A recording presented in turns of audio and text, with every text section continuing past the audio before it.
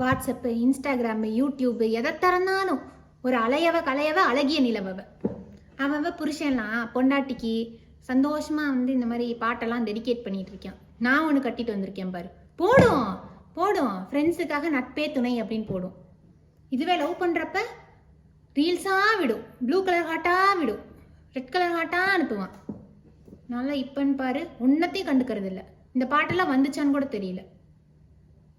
ஏலே ஏலே தோஸ்துடா இந்த பாட்டு வேணா தெரியும்.